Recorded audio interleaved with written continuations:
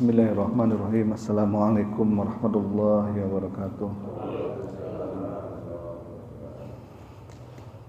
Alhamdulillahilladzi anzala ala abdihil kitaba wa lam yaj'al lahu 'iwaja. Wassalatu wassalamu ala sayyidina Muhammadin nabiyil mustafa wa ala alihi wa sahbihi wa man ittada amma ba'd.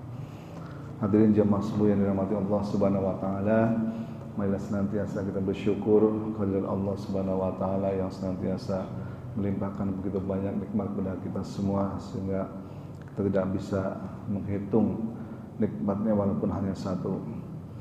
Selawat dan salam semoga selalu tercurah kepada junjungan kita Nabi besar Muhammad SAW yang telah diutus ke dunia ini untuk menjadi suri tauladan bagi kita semua. Mudah-mudahan di akhirat kelak kita mendapatkan syafaatnya. Amin ya rabbal alamin. Baik, hadirin semuanya, pada pagi ini insyaallah kita akan lanjutkan kajian fikih.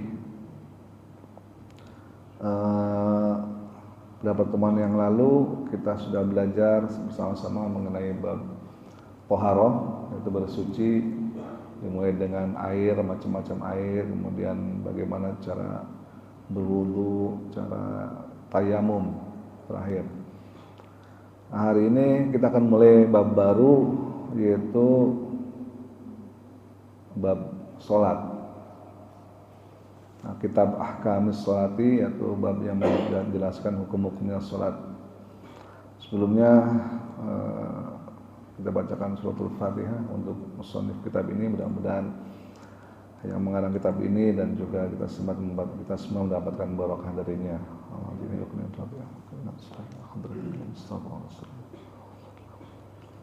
Al-Fatihah. A'udzu billahi minasyaitonir rajim. Bismillahirrahmanirrahim. Alhamdulillahirabbil alamin arrahmanir rahim maliki yaumiddin. Iyyaka na'budu wa iyyaka nasta'in. Ihdinas siratal mustaqim. Siratal ladzina an'amta 'alaihim ghairil maghdubi 'alaihim waladdallin. Amin. Amin ya rabbal alamin. Bismillahirrahmanirrahim. Kitab Ahkamis Sholati, kitab yang menjelaskan hukum-hukum salat. Jadi yang adalah merupakan penjelasan mengenai hukum-hukum salat, dan di hari ini insyaallah kita akan belajar mengenai waktu salat dahulu, waktu salat. Di pertemuan yang selanjutnya akan kita belajar lagi mengenai syarat dan rukun dan seterusnya. Wahya lughatan du'a'u, salat itu secara lughah atau secara etimologi adalah maknanya doa.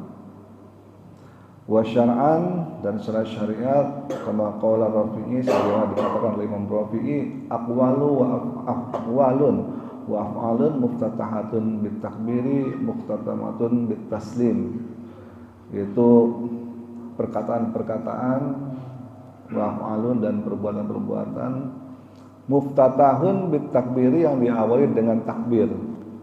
Jadi salat itu merupakan perbuatan dan perkataan-perkataan yang dimulai dengan takbir, wa muhtatamatun bitaslim, dan diakhiri dengan bacaan salam. Bi syara'iti makhsusah, tentu saja dengan syarat-syarat yang tertentu. Jadi tidak semua yang dimulai dengan takbir dan diakhiri dengan salam jadi dinamakan sholat. Tentu di tengah-tengahnya adalah ada syarat-syarat tertentu yang khusus. Itu para ulama mendefinisikannya. Kemudian as-sholatul mafruḍah, sholat yang diwajibkan itu khamsun, ada 5. Sehari semalam kita diwajibkan sholat tentu saja 5 waktu. Kita patut bersyukur kepada Allah Subhanahu wa taala yang begitu luar biasa punya sifat kasih sayang kepada kita semua, karena sebelumnya kita diperintahkan sholat 50 waktu sehari semalam. Bisa kebayang kalau syariat 50 waktu ini kita terima dan kita jalankan, betapa sibuknya kita sholat, berapa menit sekali sholat, nggak sempat kerja, nggak sempat belajar, nggak sempat aktivitas yang lain, isinya cuma sholat aja. Alhamdulillah Allah memberikan diskon kepada kita, koting karena kita semua adalah para pecinta diskon. Dari 50 waktu menjadi 5 waktu. Tapi Allah Maha Pengasih dan Penyayang. Walaupun 5 waktu pahalanya sama dengan 50 waktu. Bayangkan. 5 kali sehari semalam 5 waktu, tapi pahalanya sama dengan 50 waktu. Karena setiap waktu dikalikan 10 pahalanya. Jadi nilainya di mata Allah Subhanahu wa taala sama 50 waktu nilainya. Walaupun pada pelaksanaannya hanya 5 waktu saja. Itulah Allah yang Maha Pengasih dan Penyayang. Kemudian salat yang pertama adalah salat zuhur. Salat zuhur itu wa awwalu waqtiha zawalus syamsi, dan awal waktunya adalah ketika tergelincirnya matahari. Nah, ini.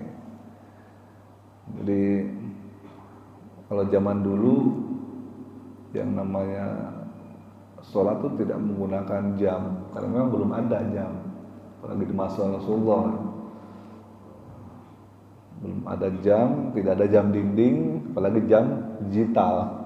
Kalau kita sekarang enak, ada jam dinding, di jam sekian, kita tahu kapan subuh, kapan zuhur dan sebagainya. Kalau dulu tidak, memang syariat sholat pada awalnya adalah menggunakan ukuran pergerakan matahari. Nah, di sini di awal dikatakan wa awwalu waqtiya zawalus syamsi. Awal waktu sholat zuhur adalah zawalus syamsi, tergelincirnya matahari. Maksudnya apa tergelincirnya matahari ini? Jadi kalau kita berdiri di waktu zuhur, betul-betul di puncak kepala kita matahari, maka tidak ada bayangan kita sama sekali. Tidak ada bayangan. Nah, itu adalah pas jam 12 tepat, kurang lebih gitu kalau menurut jamnya. Pada saat bayangan kita muncul sedikit aja, mungkin hanya 1 mili, nah itu udah masuk waktu zuhur. Makanya orang zaman dulu di masjid-masjid dulu ada tuh menggunakan tongkat ya, tongkat jam supaya melihat bayangan. Kalau tongkat tidak punya bayangan, nah itu sebentar lagi masuk waktu zuhur nih. Begitu bayangannya geser dikit, ada bayangannya gitu, nah itu udah waktu zuhur udah masuk. Kemudian wa akhiruhu idza sara dhillu kulli syai'in mitlahu ba'da dhilliz zawal.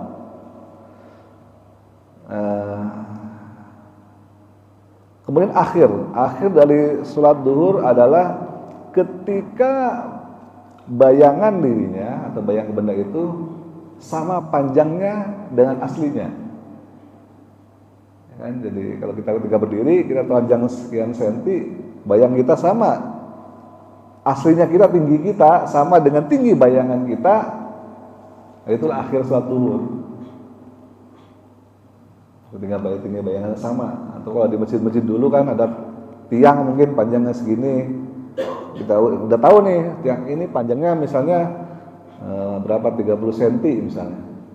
Kalau panjangnya sama 30 cm, tinggi tiang dengan bayangannya dia sama-sama 30 cm, berarti waktu sholat zuhur habis. Jadi waktu sholat zuhur sampai dari mulai dan tidak ada bayangan, geser dikit sampai dengan bayangannya terus makin lama makin panjang bayangannya dia. Sampai dengan pas bayangannya panjang dengan benda aslinya, itulah waktu sholat zuhur. Nah, kemudian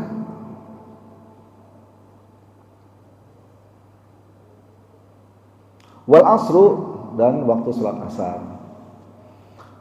Waktu sholat asar ini wa awalu waqtiha ziyadatu ala dhillil mitli.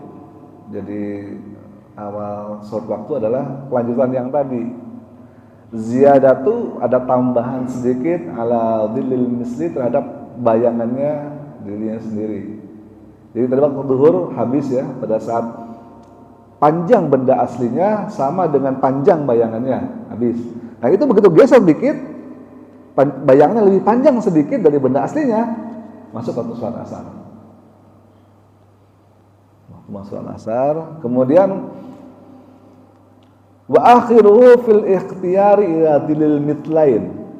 Kapan habisnya sholat asar? Berakhir ketika bayangannya 2 kali lipat dari benda aslinya.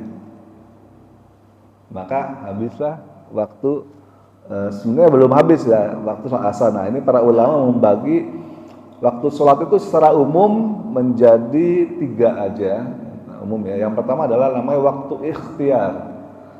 Waktu ikhtiar ini waktu yang ya kalau ibarat lampu lalu lintas itu waktu yang warna hijau.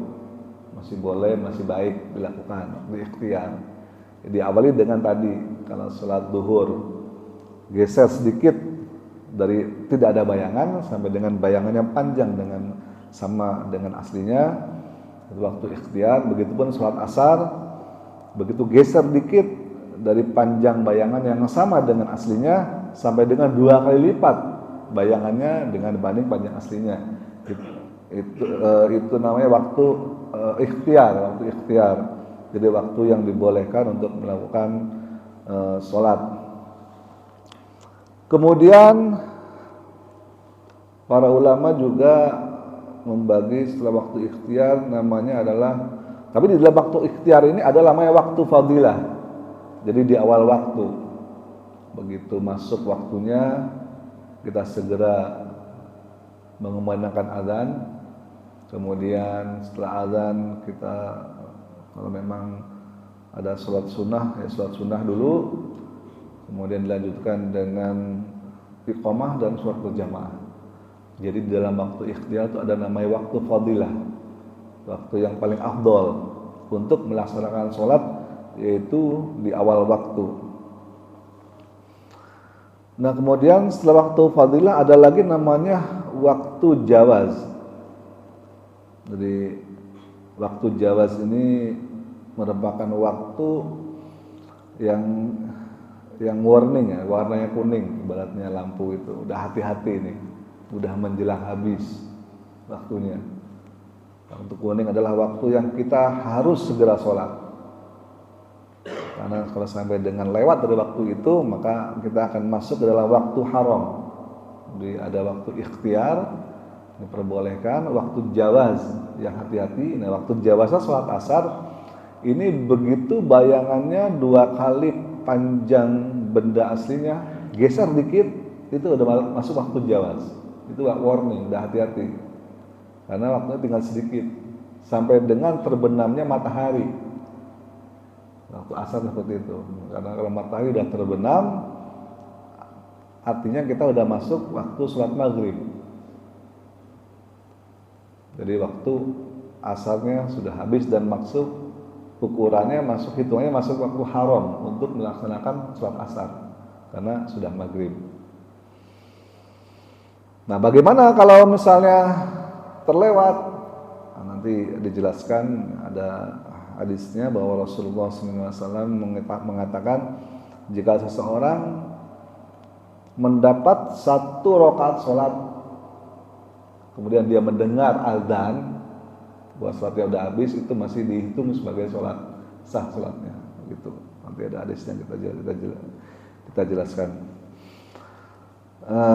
Jadi kalau kita belum dapat 1 rakaat, tiba-tiba udah terdengar azan untuk sholat yang baru, misalnya asar nih, baru pulang kerja buru-buru kan, wah belum sholat, nyampe rumah 5:30, baru masuk rumah ganti baju, udah azan maghrib. Nah itu nggak dapat kita sholat asar.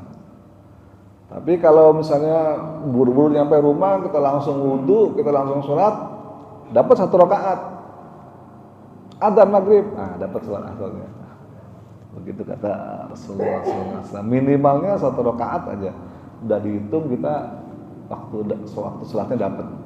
Tapi kalau kurang dari 1 rakaat, ya nggak dihitung dapat waktu sholatnya. Bagian terakhir adalah waktu haram. Tadi sudah kita sama-sama pelajari waktu haram ini ya setelah melewati waktu jawaz, itu namanya waktu haram. Kemudian wal maghribu, yang ketiga adalah salat maghrib. Wa waqtuha wahidun huwa ghurubus syamsi, dan waktunya adalah cuma satu aja, yaitu saat terbenamnya matahari. Nah, salat maghrib adalah salat yang paling pendek. Jadi sampai dari waktu terbenamnya matahari sampai dengan hilangnya mega merah.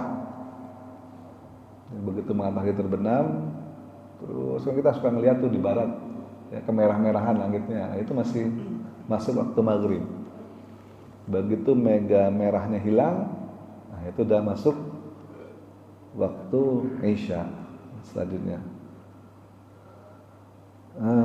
Wal isya'u, waktu masuk isya. Wa awwalu waqtiha idza ghaba syafaqul ahmar. Permulaan waktunya adalah ketika terbenamnya mega merah, waktu isya. Jadi begitu mega merah hilang, habislah waktu maghrib dan masuklah waktu isya. Sampai kapan waktu isya ini? Waktu isya ini waktunya sangat panjang. Yang pertama adalah waktu ikhtiar. Waktu ikhtiar tadi kan kita sudah belajar ada dibagi menjadi 3 waktu, ya. Salat-salat yang khususnya waktunya panjang, ada waktu ikhtiar, ada waktu jawaz, ada waktu haram. Jadi waktu ikhtiarnya salat isya adalah hingga sepertiga malam pertama. Di fil ikhtiyari ila thulutsil lail. Waktu ikhtiar atau waktu bolehnya waktu hijau. Salat isya itu dari mulai hilangnya mega merah sampai dengan sepertiga malam yang pertama. Itu masih waktu ikhtiar namanya. Yang kedua adalah waktu jawaznya untuk salat isya, tentu hingga ya terbitnya fajar sampai dengan subuh, waktu jawaz, itu waktu ada warning. Waktu haramnya ya kalau udah terdengar salat subuh, kita belum sholat, ya itu waktu haram, udah tidak boleh, ya maksudnya bukan nggak boleh sholat, tetap harus kita laksanakan sholat, tapi ya kita mendapatkan dosa di situ. Kemudian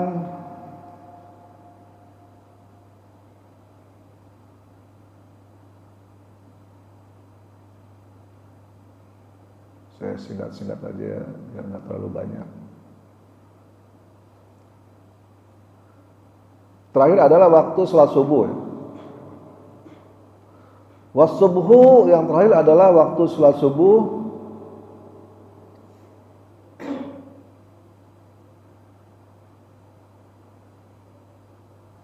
Wa awalu waqtiha tulu'ul fajri tsani. Awal waktunya adalah ketika terbitnya fajar yang kedua. Jadi fajar ini ada 2. Pertama adalah fajar namanya fajar kadhib. Yang kedua adalah fajar shadiq. Fajar yang kedua. Jadi dimulai dengan waktu subuh ini terbitnya fajar yang kedua. Wa akhiru fil ikhtiyari ilal isfar, dan berakhir berakhir ketika waktu ikhtiar. Di waktu ikhtiarnya ialah pada saat orang-orang melaksanakan sahur puasa. Jadi itu udah masuk waktu ikhtiar. Hingga isfar itu waktu yang sudah hingga isfar adalah waktu yang sudah terang. Salah saya. Jadi batas waktunya dari fajar shadiq atau fajar yang kedua dan berakhir pada waktu ikhtiar adalah hingga waktu isfar, yaitu waktu yang sudah terang pada saat sampai dengan matahari terbit. Pada saat sampai dengan matahari terbit, jadi dari terbitnya fajar shadiq kan atau fajar yang kedua sampai dengan matahari terbit. Nah, itu adalah atau sampai dengan kalau kita di sini menyebutnya dengan istilah tulu, ada yang bersebut istilah tulu terbit. Itulah waktu subuh. Jadi sebelum matahari terbit, ya kita masih boleh melaksanakan sholat subuh. Kemudian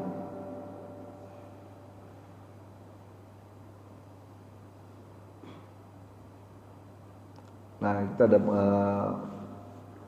belajar dalilnya. Dari mana para ulama kok bisa menentukan, kok bisa tahu gitu waktunya dari sekian sampai sekian, bayangan matahari sekian. Nah, tentu saja berdasarkan dalil-dalil dari baik itu dari Al-Qur'an, terutama kalau yang lebih detail itu adalah dari hadis Nabi sallallahu alaihi wasallam. Kalau dari Al-Qur'an, Allah menjelaskan di dalam surat An-Nisa ayat 103, a'udzubillahi minasyaitonir rajim, innas sholata kanat 'alal mu'minina kitaban mawquta. Sesungguhnya salat itu waktu-waktunya telah ditentukan bagi orang-orang yang beriman. Tentukan waktunya. Jadi kalau salat ditentukan waktunya, tentu ya kita tidak boleh ngarang sendiri. Kalau namanya sudah ditentukan waktu seperti itu, ya tentu kita harus mengikutinya. Dari mana kau tahunya waktu-waktunya, batas-batasnya seperti tersebut? Maka Rasulullah SAW pada satu waktu pernah didatangi oleh malaikat Jibril.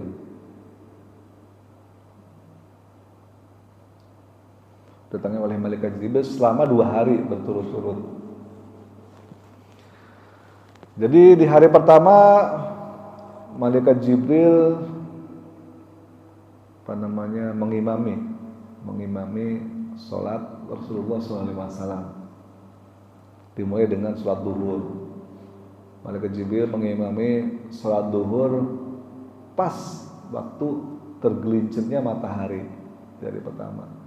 Dia kemudian sholat asar juga pas bayangan lebih 2 kali lipat lebih sedikit dan seterusnya. Di hari pertama, jadi malaikat Jibril mengajarkan kepada Rasulullah, inilah awal waktu sholat yang terbaik di awal waktu. Dan di hari kedua malaikat Jibril datang lagi menemui Rasulullah dan kemudian mengimami lagi. Tapi bedanya malaikat Jibril alaihissalam mengimami Rasulullah di waktu menjelang waktu akhir, yaitu di waktu jawaz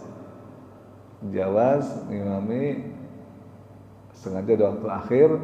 Kemudian setelah selesai seharian diimami oleh malaikat Jibril, lalu malaikat Jibril berkata kepada Rasulullah bahwa itulah waktu sholat yang ditentukan untuk Rasulullah dan umat Islam.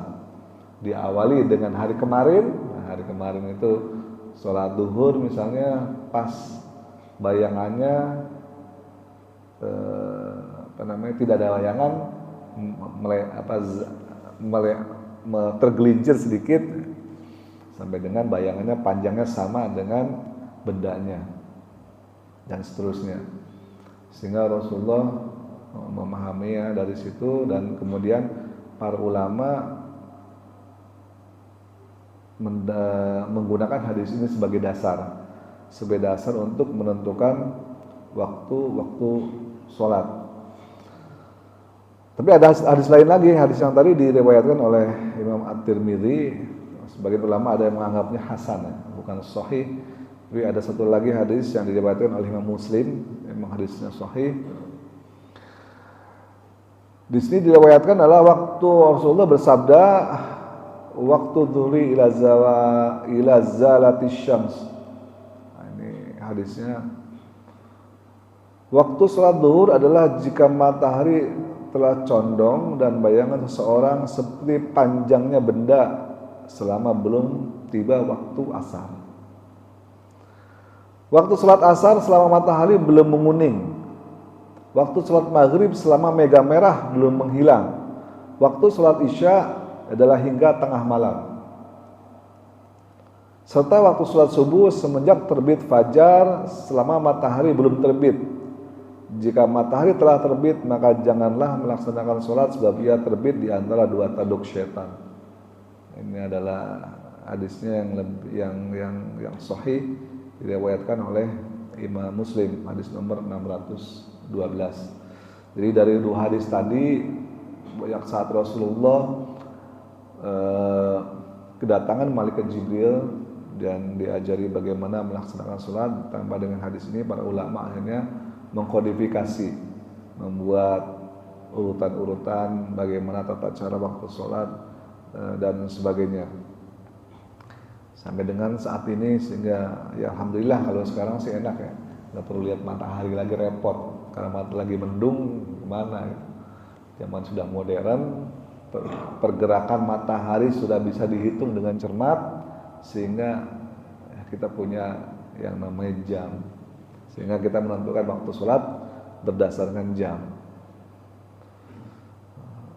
Pengetahuan ini sangat bermanfaat bagi kita manakala misalnya kita sedang berada di area yang kebetulan kita juga nggak bawa jam, kebetulan kita juga mungkin lagi di tempat yang terpencil, lagi mendaki gunung misalnya atau dan sebagainya, yang kita nggak punya jam, kita nggak tahu kapan waktu-waktunya. Nah, kita bisa memanfaatkan pengetahuan kita ini mengenai waktu-waktu sholat, supaya kita tetap melaksanakan waktu sholat di waktu yang tepat.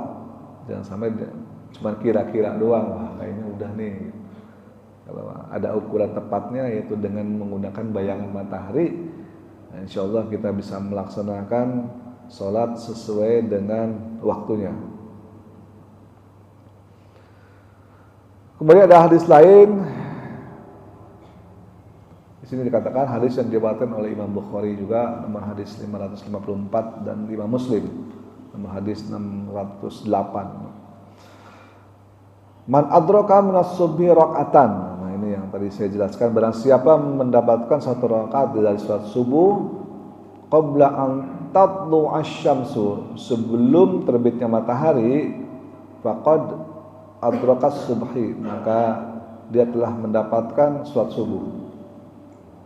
Jadi kalau yang penting di sini satu rakaat minimalnya untuk salat subuh ya, satu rakaat minimalnya, berarti dia sudah dapat salat subuh. Wa man adraka rakaatan minal asri qabla an taghruba asy-syamsu faqad adrakal asr.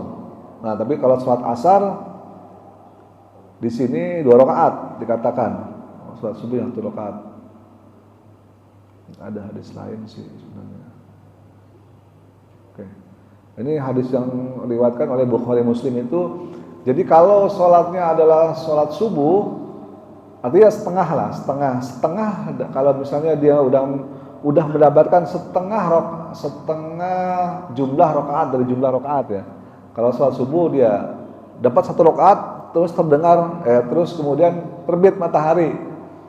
Atau sholat asar baru 2 rakaat udah terdengar adzan maghrib misalnya, itu dianggap masih mendapat sholatnya masih dapat pahala, artinya walaupun udah ada dosanya ya, tapi pahalanya masih dapat.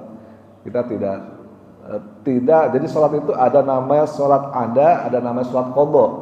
Kita udah tetap masih masuk dianggap sebagai sholat ada itu adalah sholat yang ya sesuai dengan waktunya, tidak termasuk sholat qadha. Tapi ada hadis lain di sini, hadis yang diriwayatkan oleh Abu Daud. Tidak ada sikap lalai ketika tidur. Kok ini sih? Oh ya, tidak ada sikap lalai ketika tidur, akan tetapi kelalaian itu hanya ada ketika terjaga, yaitu mengakhirkan sholat hingga datang waktu sholat yang lain. Ini tentang melalaikan sholat. Saya baca di mana ada hadis itu lagi ya.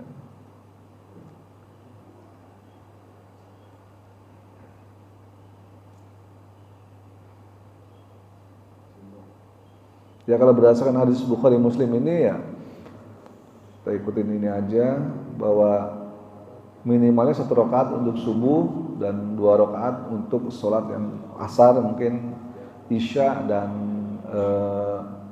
zuhur.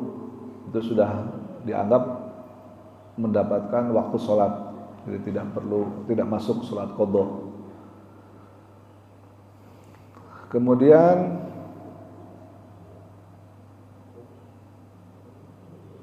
ada hikmah sholat, kita nggak perlu bahas kali.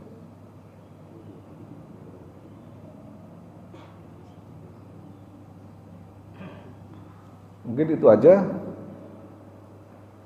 mengenai hari ini pertemuan kita mengenai sholat. Kalau dibahas panjang juga. Kita bahas yang inti-inti pokoknya aja. Baik, silakan. Barangkali ada yang ingin bertanya atau ada yang didiskusikan ya, silakan Pak Anies.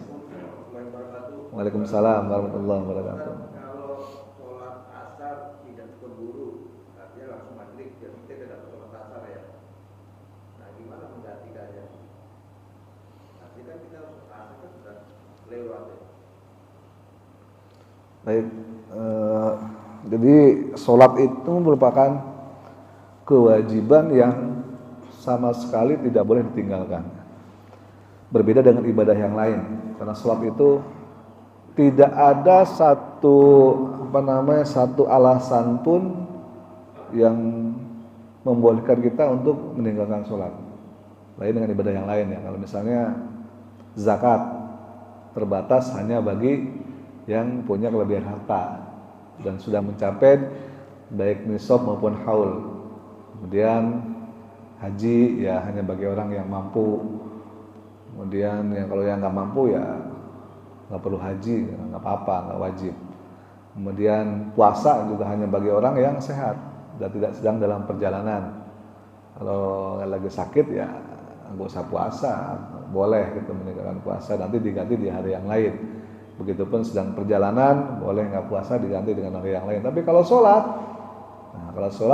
tidak ada alasan, mau sakit kan, mau lagi perjalanan, mau kaya, mau miskin, mau gimana, tua, muda, selama itu dia sudah memasuki usia baligh, berakal, ya dia harus melaksanakan sholat bagaimanapun keadaannya. Tapi tentu saja ada hal-hal yang terkadang menyebabkan kita terlewat waktu sholat, ya, maksudnya sangat disayangkan. Bahwa sebetulnya Allah Subhanahu wa Ta'ala dan Rasulullah sudah begitu memudahkan kita untuk melaksanakan sholat. Jangankan dalam situasi damai, bahkan dalam suatu situasi perang pun, lagi perang nih, angkat senjata, ya kan, angkat pedang, tetap ada sholat diharuskan dan ada tata caranya. Itu sholat namanya sholat khauf, pada saat takut. Jadi sholatnya dengan cara berjamaah, sebagian jaga, sebagian ruku, misalnya gitu. Begitu udah ruku, yang ruku ini langsung jaga, yang sebelahnya ikut ruku lagi. Terus gitu. Jadi sholatnya enggak ruku sujud enggak, habis ruku dijaga lagi. Yang makmum sebelahnya ruku, gitu. Makmum sebelahnya begitu ruku dia berdiri, jaga lagi, yang ini sujud. Gitu. Begitu ini sudah sujud, jaga lagi, baru yang ini sujud. Terus jadi setiap gerakan sholatnya gantian sambil berjaga. Kalau ada musuh datang, ya tembak atau ditebas gitu ya. Sementara itu masih sujud ya, dilindungi oleh kita yang lagi berjaga, dan gantian itu terus seperti itu. Bahkan sampai dalam kondisi perang sekalipun yang memang urusannya nyawa, sholat tetap harus dilaksanakan. Sehingga tidak ada satupun dalil atau satupun alasan supaya kita miss ya, atau terlewat sholatnya. Kecuali satu, misalnya kita ketiduran. Nah, kalau kita ketiduran ya namanya orang tidur ya, tentu saja tiba-tiba kita tidur misalnya habis duhur nih, perut kenyang kan, duhur udah enak banget kan, suasana hujan rintik-rintik gitu, sedap banget tuh buat tidur. Nah, gitu. Tidur jam 2 setengah 3 gitu kan, udah ngantuk banget, nggak berasa, plus tidur. Bangun-bangun adzan maghrib, kan nggak sholat asar tuh, setengah 3 tidur gitu kan, bangun-bangun terus wah astagfirullah adzan maghrib, gimana tuh sholat asarnya gitu, kelewat. Ya sesuai dengan syariat Rasulullah Karena Rasulullah pun pernah seperti itu. Bukan cuma kita doang ketiduran, Nabi aja ketiduran. Jadi waktu Rasulullah SAW sedang melakukan perjalanan lah ke suatu kampung atau suatu wilayah dengan Bilal bin Rabah, berdua dengan Bilal, kemalaman di jalan. Ya, namanya di padang pasir, nggak kayak kita di sini kalau kemalaman ya tinggal nyari hotel kan, tidur di hotel. Ini enggak, pasir, tidur, ada pohon, udah malam banget itu. Bilal, iya Rasulullah, kamu jaga ya, aku ngantuk mau tidur dulu, gantian kata Rasulullah gitu. Nanti kalau aku udah tidur, gantian aku bangun, kamu bangunin aku, kamu tidur lah, nanti aku yang jaga kata Rasulullah begitu. Siap ya Rasulullah, saya jaga. Tidurlah Rasulullah, tidur. Pas begitu bangun, astagfirullah, udah jam 9. Ibarat kata sekarang udah jam 9, matahari udah tinggi banget gitu. Bilal ngorok juga di sampingnya, dibangunin. Bilal bangun. Astagfirullah, dia juga kaget juga. Ya Allah, udah siang, kita belum sholat subuh katanya. Kamu nih gimana? Kan saya udah bilang suruh jaga, kamu malah tidur gitu. Ya gimana ya Rasulullah, saya juga nggak berasa namanya orang ngantuk ya, tiba-tiba les aja tidur. Gimana, capek, badan capek gitu kan, bengong sendirian gitu kan, nungguin Rasulullah ya. Nah tiduran juga dia, saya juga tiduran ya Rasulullah, gimana gitu. Ya udah cepetan, wudu lah, habis itu adzan, qomat. Nah ini, habis itu udah sholat berdua jamaah, Rasulullah jadi imam, Bilal jadi makmum. Sholat subuh ya kurang lebih jam 9-an siang, nah gitu. Sholat aja, jadi walaupun wah udah lewat, ya sholat, nggak ada masalah, nggak usah bingung. Ya Rasulullah begitu sholat lah. Sholat aja, misalnya sholat dari tadi bangun kesiangan nih, wah tidur keenakan kan, bangun maghrib, ya udah segeralah sholat, wudu, sholat asar dulu, habis itu baru ke masjid untuk sholat maghrib jamaah misalnya, seterusnya. Jadi kalau sholat yang adanya itu waktunya masih banyak, sebaiknya sholat yang qadha didahulukan. Jadi sholat yang kelewat tadi didahulukan. Kalau sholat tadi sholat asar nih kelewat, maghrib waktunya masih panjang, asar dulu supaya tetap ada tertib berurutan.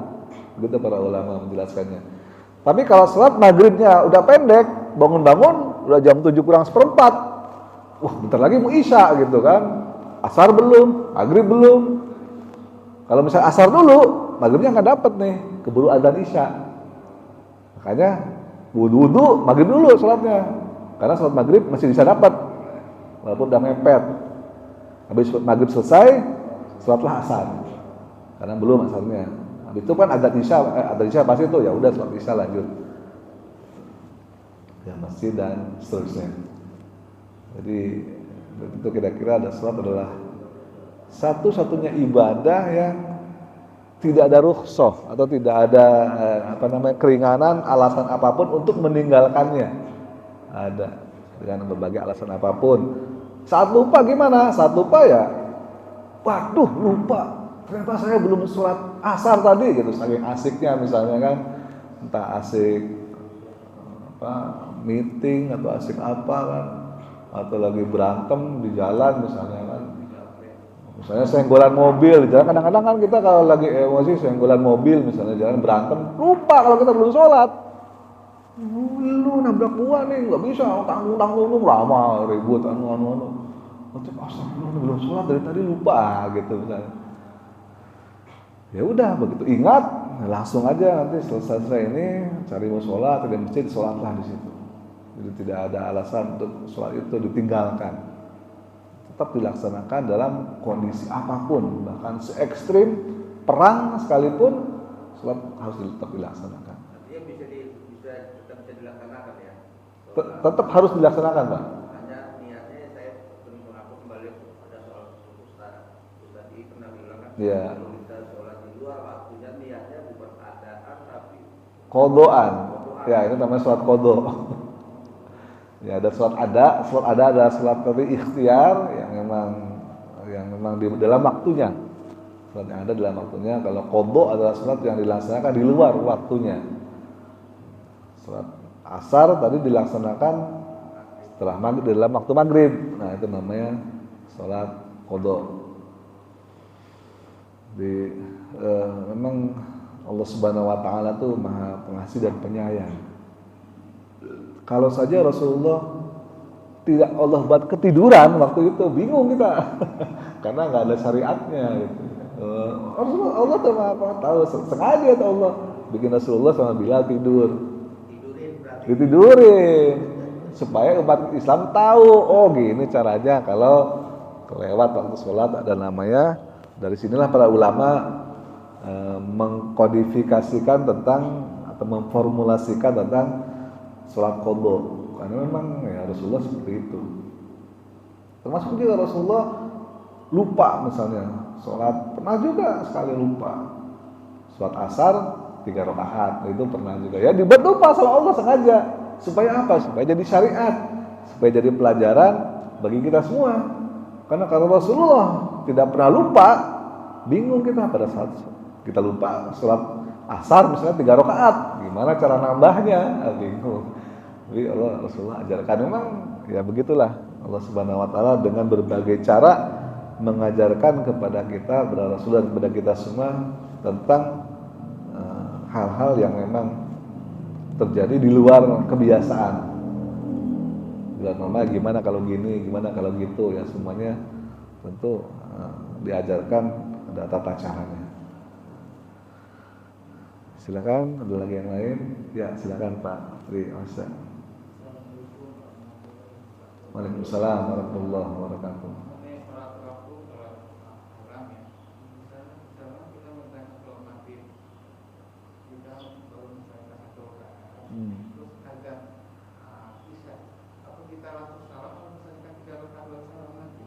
Selesaikan, sholatnya sampai selesai ya. Kalau salam lagi batal sholatnya, berarti nggak sampai selesaikan. Begitu azan, kalau kita dapat minimal 1 rakaat saja, para ulama mengatakan insya Allah Nabi kita udah dapat pahalanya, masih dapat sholat. Kita tidak kehilangan, tidak perlu qadha istilahnya.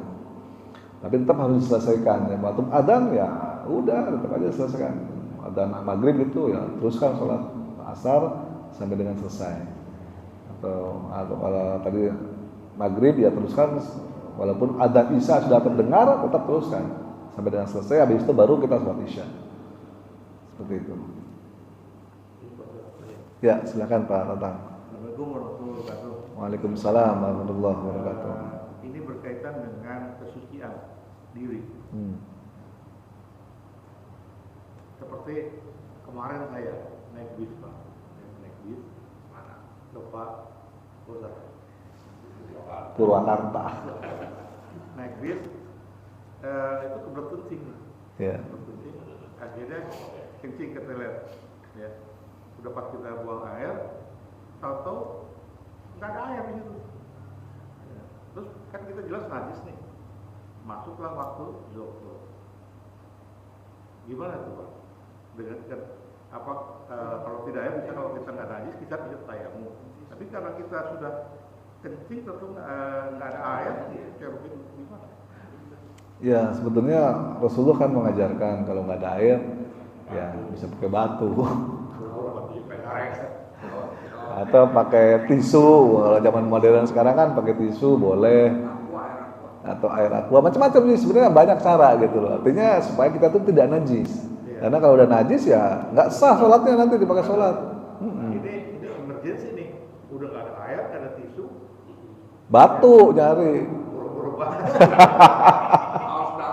Nah, banyak soalnya dikorbankan lah ke dalamnya. Pak I coba Pak I yang bisa menjawab. Gimana Pak I menurut Pak I? Kalau emergency gitu. Jadi ya dengan keadaan batal itu kita akhirnya terlewat lah sholat zuhur itu.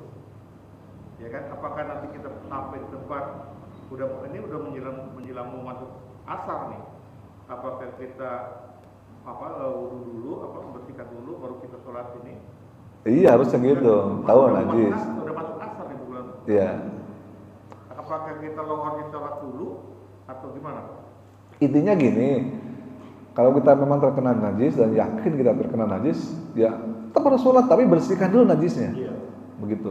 Bersihkan dulu najisnya, habis itu baru kita yakin najisnya bersih, baru kita sholat, wudu dan sholat. Ya maksudnya ini kita udah masuk asar ini Pak, bukan sebelum masuk asar. Kita sampai rumah sudah asar. Ya jangan sampai rumah dulu, di jalan, nyari musola, nyari masjid, atau gimana? Kan suka ada sarung tuh di masjid. Nah mungkin dicopot celananya, dicuci. Kalau kita pakai penggat sendiri bisa seperti itu. Tapi kalau kita pakai bis, udah nggak ada Pak. Oh pakai bis ya, gimana Pak? Gimana tuh kira-kira? Bapak kan rumahnya ada di sana akhir kan. Nah itu. Gimana Pak? Itu Ustaz, coba lihat tadi. Ayo Ustaz, dulu. Sepuh dulu deh.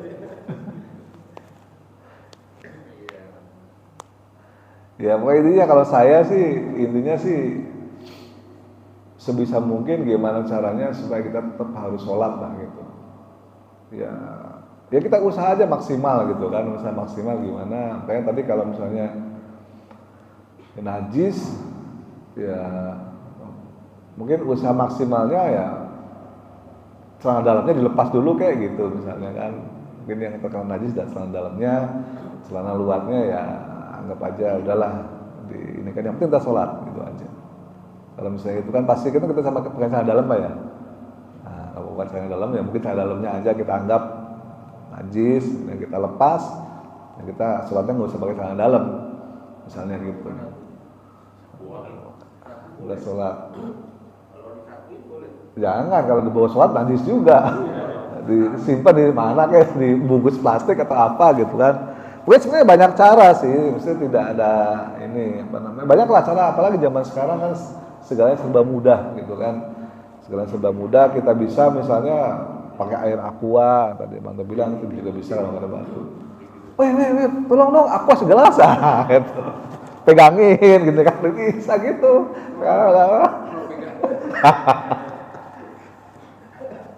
Gitu.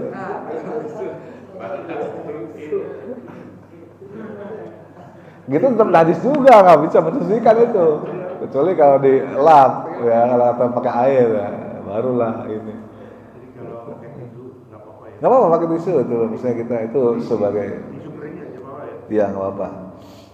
Jadi intinya gini, Mbak Saji. Jadi intinya usaha dulu semaksimal. Iya. Jadi kalau tadi Ustaz bilang, kalau ada sempak, ini copot dulu sempaknya, dibersihin pakai sempak, nanti sholatnya nggak apa-apa nggak pakai sempak juga.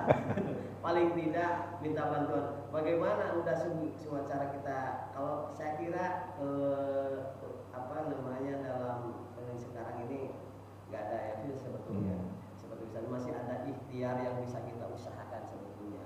Kecuali mungkin kalau kita di gunung nggak ada orang yang bisa minta tolong. Kalau di WC, saya juga pernah kejadian seperti itu. Ya kita solusinya ya kita paling tidak bisa keluar dulu, berarti kita bersihin dulu supaya nggak netes ke celana. Dibersihin dulu pakai celana dalamnya kita buka, kita bisa berusaha dulu nyari air keluar, beli aqua kayak keluar. Yang penting kita di celana, jangan celananya dilepas, jalan keluar Pak. Pakai dulu. Yang penting nggak netes ke celana yang kita mau pakai. Iya. Gitu solusinya. Insya Allah ada usaha gitu kan. Yang penting jangan. Nah, terus gini, saya ingin menambahkan sedikit tentang yang Pak Roko kita tadi nanyain. Ini masalah ini sebetulnya sudah ditanyakan beberapa waktu saya isi di hari apa? Di hari Selasa itu ya. Tentang kodo ini, tentang sholat ini udah dijelaskan tadi seperti Ustaz. Sebetulnya sih ingin membacakan supaya lebih detail lagi dengan tidak mengurangi rasa hormat Ustaz, untuk bagaimana ketika kita ketinggalan sholat fardu misalnya gitu kan. Sebetulnya di dalam fikih itu sebenarnya udah rinci sebetulnya, terutama di dalam kitab Anatul Talibin. Di situ bagaimana para ulama terdahulu untuk melaksanakan sholat yang ditinggalkan gitu kan. Cara runtutannya seperti apa dan hukumnya seperti apa. Saya ingin coba bacakan dan salah satu keterangan di dalam kitab Anatul Talibin. Wa yubagiru man maro bifaitin wujuban in fata bila udrin fayaljamu al qada'u fawran. Jadi menurut di dalam kitab I'anatul Talibin, hukum yang pertama bagi orang yang meninggalkan sholat, maka itu diwajibkan harus disegerakan untuk melaksanakan mengodok sholat yang tertinggalkan. Itu hukumnya wajib. Tapi ada syarat. Ada syarat. Jadi di depannya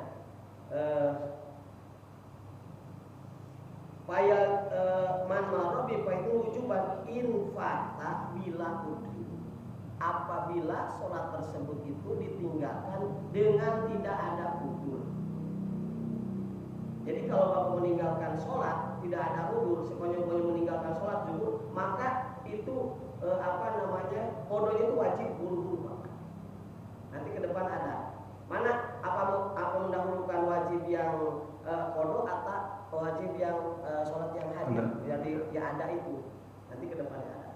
Yang penting pokok yang pertama, apabila meninggalkan sholat wajib dengan tidak ada udzur, maka wajib buru-buru didahulukan apa untuk melaksanakan qada. Hukum pertama wajib. Infata bila udrinnya. Ada syaratnya infata bila udrin. Apabila dia meninggalkan sholat itu dengan tidak ada udzur. Bagaimana kalau ada udzur meninggalkan sholatnya? Apakah qadanya wajib disegerakan apa tidak? Ya. Ini hukum yang kedua. Hukum yang kedua, wayubadiru bihi udban in fata bi udrin kanaunin lam yata'adda bihi wa nisyanin kadzalik. Hukum yang kedua untuk melaksanakan qada ini adalah sunnah. Yang mana yang hukum sunnah itu? Yaitu apabila sholat ditinggalkan bi udrin karena ada udzur. Seperti mana contoh udzur yang dijelaskan oleh hadis tadi? Karena yang sama Ustaz tadi, karena lupa atau karena ada syarat udzur dan tidur itu lam yata'adda bih. Dia itu tidak disengaja. Kalau dia udah niat misalnya, tak apa-apa sholat lewat sholat isya tidur aja misalnya, itu disengaja. Jadi sebelum tidur itu memang dia tidak ada niatan untuk meninggalkan sholat. Bahkan ngazam dia itu antara tidur dulu sebentar, mudah-mudahan nanti bisa bangun sholat. Nah, bagaimana kalau diniatkan dari awal, misalnya dia tidur itu karena nggak ada azam untuk melaksanakan, itu termasuk infata bila udrin. Walaupun dia tidur, karena dia dari awal itu nggak ada azam untuk nanti setelah tidur untuk melaksanakan sholat misalnya. Itu. Atau dia tuh lupa, atau pura-pura lupa. Dia tuh memang benar-benar nggak ingat sama sekali gitu. Dan ingatnya kalau istilah di kitab yang lain bistigolil ilmi misalnya, dengan dia saling belajar saking sempurna belajar, baca buku misalnya sejarah, tiba-tiba tahu-taunya ini dari baca buku sebelum asar tiba-tiba udah mau maghrib misalnya. Nah, berarti di situ termasuk biudrin. Berarti termasuk meninggalkan sholat karena udzur. Tapi kalau disengaja itu maka masuk bila udrin itu artinya melaksanakan qadanya itu wajib hukumnya. Bukan sunat lagi. Jadi harus segera. Lantas bagaimana cara pelaksanaannya kalau misalnya bentrok antara qada dan melaksanakan sholat adat? Di dalam keterangan selanjutnya dijelaskan bahwa watakdimu alal hadiratu la yakhafa fawataha in fata bi udrin wa in khasiya fawata jama'atiha alal muhtamad. Sehingga wayusanu, jadi ini atap tadi kalimat sebelumnya itu wayusanu, waktu sanu atartibi sebelumnya. Jadi runtutannya seperti itu. Jadi penggal aja ini. Jadi hukum awal itu sunnah sebetulnya. Mendahulukan apa? Qada. Mengakhirkan sholat adat. Itu asal hukumnya Pak.